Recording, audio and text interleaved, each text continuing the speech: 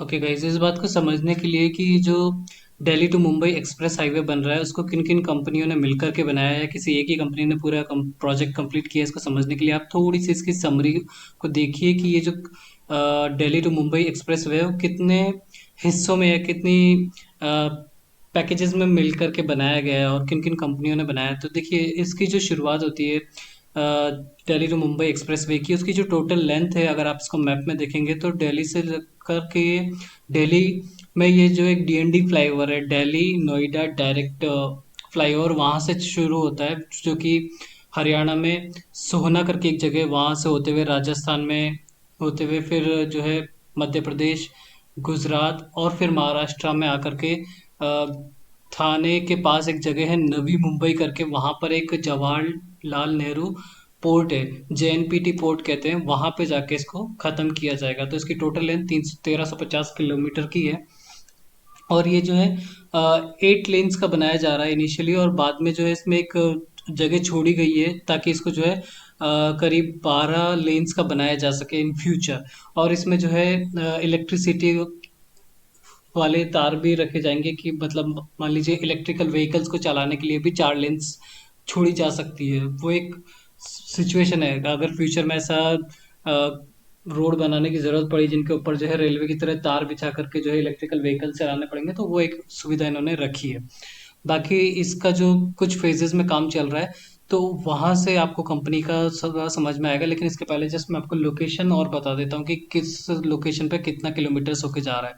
तो देखिए, दिल्ली में ये 9 किलोमीटर की दूरी तय करता है ये एक्सप्रेस वे, और लगभग 1800 करोड़ का खर्चा किया है ये 9 किलोमीटर बनाने के लिए। ऑब्वियस सी बात है, क्योंकि जो ज़्यादा डेंस एरिया होगा वहाँ पे जो है काम करने के लिए काफ़ी ज़्यादा कठिनाइयाँ आती है, क्योंकि लैंड एक्विजिशंस वगैरह का खर्चा काफ़ी ज़्यादा पड़ता है एक घनी आबादी वाले क्षेत्र में। जो खुली पड़ी जगह है वहाँ पे जो है ज़मीन का खर्चा और बनाने का खर्चा कम पड़ जाता है। तो 160 किलोमीटर का जो एक्सप्रेस वे रहेगा वो हरियाणा के अंदर रहेगा, और इसमें जो है 10,400 करोड़ का खर्चा आएगा। इसी तरह से 374 किलोमीटर का जो हाईवे है वो राजस्थान के अंदर बनेगा, और उसमें जो है 16,600 करोड़ का खर्चा आएगा। 245 किलोमीटर जो है मध्य प्रदेश के अंदर बनेगा, उसके लिए 11,100 करोड़ का खर्चा आया है। 423 किलोमीटर का जो रोड है वो गुजरात के अंदर बनेगी, और उसके लिए 35,100 करोड़ का खर्चा है। महाराष्ट्र में जो है 171 किलोमीटर की ये रोड रहेगी, और उसके लिए 23,000 करोड़ का खर्चा आया है महाराष्ट्र के अंदर। तो इस तरह का ये है। अब जो एग्जिस्टिंग रोड है उससे जो अगर कंपेयर करें तो ये पहली जो एग्जिस्टिंग रोड है दिल्ली से मुंबई को कनेक्ट करने वाली, वो 24 घंटे लेती है, लेकिन ये इसके बन जाने के बाद सिर्फ 12 घंटे बताई जा रही है कि 12 घंटे में जो है वो दूरी तय कर ली जाएगी, और डिस्टेंस भी जो है 130 किलोमीटर से कम हो जाएगी। इन सब बातों की वजह से जो CO2 का एमिशन है वो काफ़ी कम हो जाएगा।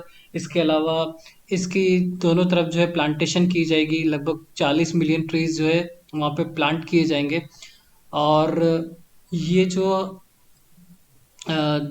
रोड बनेगी उसमें कई सारे अंडरपास, फ्लाईओवर, ब्रिज ये सब बनाए गए ताकि एनवायरनमेंट को कोई फर्क ना पड़े। जैसे कि माथेरन करके जगह महाराष्ट्र में, मुकुंदरा हिल्स है राजस्थान में, तो उन सब जगह पे जो जानवर है उनको कोई इश्यू ना आए, कोई दिक्कत ना आए, उनके लिए कुछ अंडरपासेस, ओवर ब्रिजेस वगैरह सब कुछ बनाए गए हैं इस रोड के अंदर, काफ़ी उनका ध्यान रखा गया है। अब मटेरियल का देखें तो लगभग 80 लाख टन सीमेंट का यूज़ किया जाएगा इस पूरी रोड को बनाने के लिए, जो कि हमारे इंडिया में जो सीमेंट टोटल प्रोड्यूस होता है एक साल के अंदर उसका 2% है। यानी जो 80 लाख टन है वो 2% है जो टोटल प्रोडक्शन होता है इंडिया के अंदर एक साल। और इसी तरह से जो है 12 लाख टन स्टील का यूज़ किया जाएगा। काफ़ी बड़ा ये प्रोजेक्ट है इस हिसाब से देखा जाए तो, और 50 लाख आदमियों की ज़रूरत पड़ेगी इस पूरे काम को ख़त्म करने के लिए। तो ये इस हिसाब से जो है काफ़ी इम्पोर्टेंट हाईवे हो जाता है इंडिया के लिए। और 8 लेन्स का है तो और भी जो है इसमें सुविधाएं बढ़ जाती है, काफ़ी मॉडर्न हाईवे बनाया जा रहा है। अब देख लीजिए इसको मैप के ऊपर कहाँ कहाँ से जा रहा है, तो मोटा मोटा अगर आपको पहले दिखा दूं तो ये जो दिल्ली से डीएनडी फ्लाईओवर से शुरू हुआ तो रोहना करके हरियाणा में आया, फिर वहाँ से जो है अलवर के अंदर एक नौगांव करके होता है, वहाँ से शुरू होकर के फिर भरतपुर, दौसा, जयपुर के पास से होते हुए निकलते हुए फिर सवाई माधोपुर। देखा जाए तो इसकी कुछ जो है बाउंड्री टोंक जिले से भी लगेगी, फिर कोटा से लगेगी, फिर बूंदी से लगेगी, फिर आगे चल कर के ये जो है एमपी में एंटर कर जाएगा, वहाँ रतलाम करके जगह, वहाँ से होते हुए जो है ये फिर गुजरात में चला जाएगा।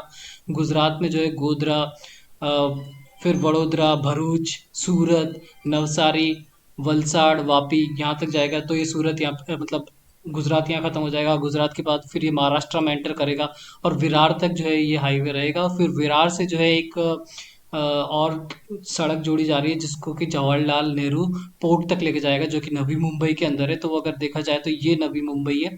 तो वो जो यहाँ से लेकर के थोड़ा सा इसको घुमाते हुए बदलापुर से होते हुए जो है यहाँ पर के लेके आएंगे।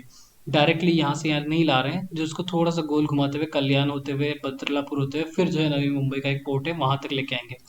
अब मेन पॉइंट पे आते हैं कि ये जो कंपनी है कौन कौन सी इसको बनाने का काम कर रही है। हमारे हिसाब से अगर देखा जाए तो ये आप इसको देखेंगे तो ये दिल्ली मुंबई एक्सप्रेस वे है।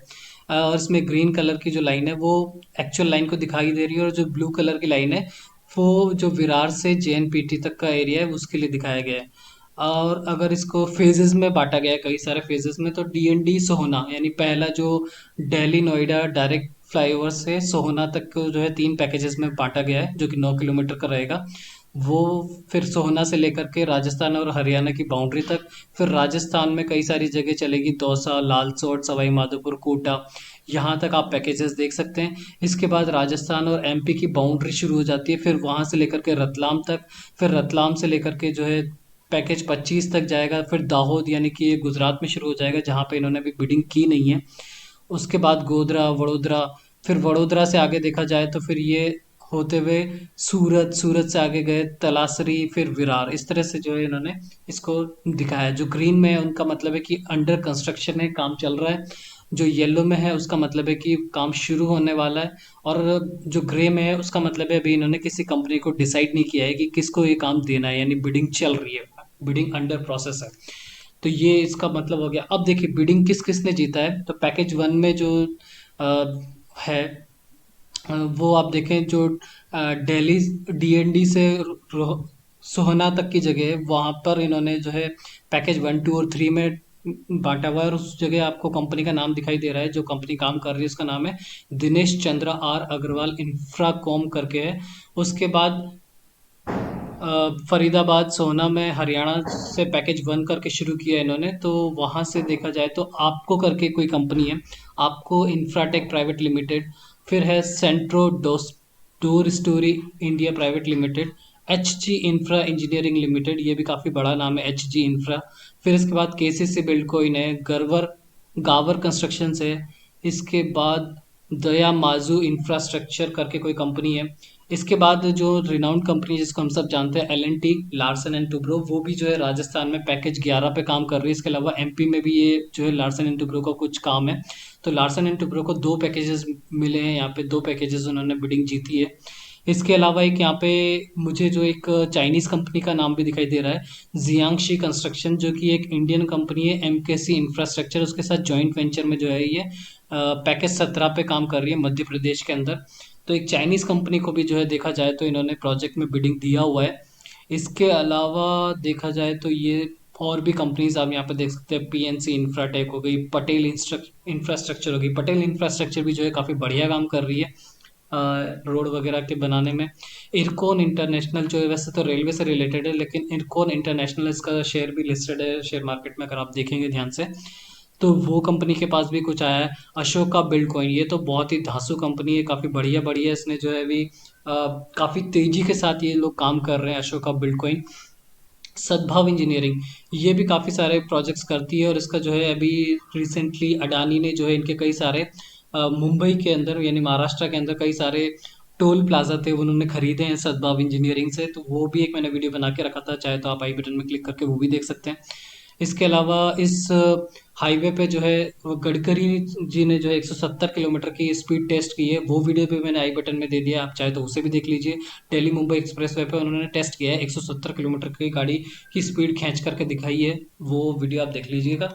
बाकी ये सारी कंपनीज है जो कि यहाँ पे काम कर रही है, Monte Carlo, GR infra projects. तो इस तरह की PDF भी जो है मैं एक डिस्क्रिप्शन बॉक्स में दे दूंगा, तो आपको कंप्लीट डिटेल मिल जाएगी कौन सी कंपनी कितने पैकेजेस पे किन किन स्टेट के अंदर काम कर रही है। तो ये था एक जस्ट इन्फॉर्मेटिव वीडियो आप लोगों के लिए। अगर इस तरह के और भी वीडियोस देखना चाहते हैं तो आप जो है चैनल को सब्सक्राइब कर सकते हैं। अगर ये वीडियो पसंद आया तो लाइक का बटन भी ज़रूर प्रेस कर दीजिएगा, इससे मुझे मोटिवेशन मिलता है।